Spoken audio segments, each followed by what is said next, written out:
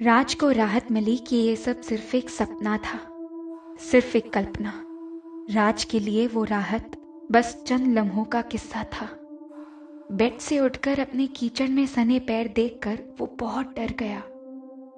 उसके पैर देखकर लग रहा था मानो वो नंगे पांव बाहर बारिश में चला हो।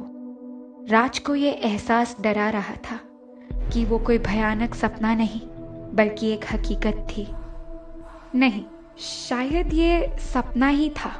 शायद मैं नींद में चल रहा था। राज खुद को दिलासा दे रहा था कि वो बेवजह ही घबरा रहा था, मगर फर्श पर उसकी एक नज़र पड़ते ही डर फिर से उसके मन पर हावी हो गया। कीचड़ में सने पैरों के निशान बेडरूम के दरवाजे से बेड तक ऐसे आ रहे थे जैसे कोई अंदर चलकर आया हो।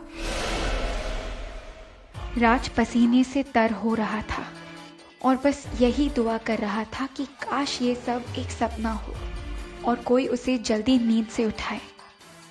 पर ऐसा नहीं था।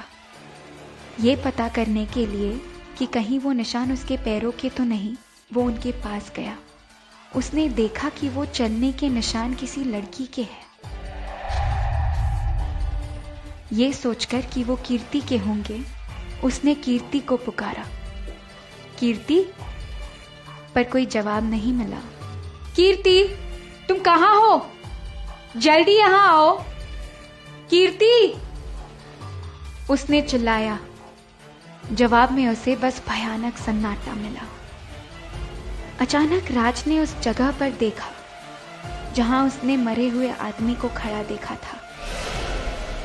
ठीक उसी जगह जहां वो आदमी खड़ा था, वहां खून के धब्बे थे। ये धब्बे कमरे के बाहर तक थे, जैसे ये इशारा कर रहे हो कि जब वो मरा हुआ आदमी अंदर आ रहा था, उसके सर से खून जमीन पर टपक रहा था। राज लड़खड़ाकर नीचे गिर गया।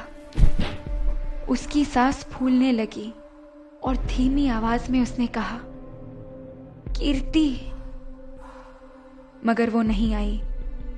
राज ने उसे पूरे घर में ढूंढा, लेकिन वो कहीं नहीं मिली। उसने अपने पड़ोसियों से भी पूछा और हर वो जगह देख लिया जहां कीर्ति आमतौर पर जाया करती थी, मगर किसी ने उसे नहीं देखा था। राज पागल हो रहा था। कीर्ति की कोई खबर ना मिलने पर उसने मुझे कॉल किया। वहां पहुंचने पर उसने मुझे पूरी कहानी बताई और पैरों और खून के निशान भी दिखाए।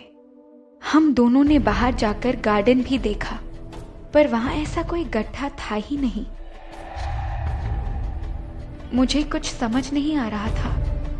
हमने सोचा पुलिस की मदद लेना सही होगा और हम पुलिस स्टेशन पहुंच गए, मगर उनकी सुस्ती देख हम खुद कीर्ति को खोजने चले गए। जल्द ही रात हो गई, पर कीर्ति का कुछ पता नहीं चला।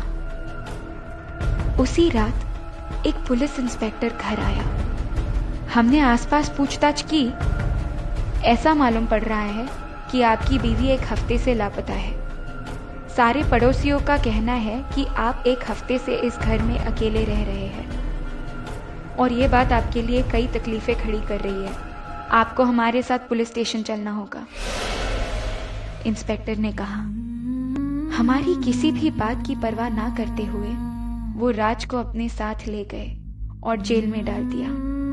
अगली सुबह राज मरा हुआ पाया गया। कैसे हुई उसकी मौत? कीर्ति कहाँ है? वो मरा हुआ आदमी कौन था? मुझे इन सवालों के जवाब कभी नहीं मिले। जब भी मैंने जवाब ढूंढना चाहा, मेरे सामने और पेचीदे सवाल खड़े हो गए।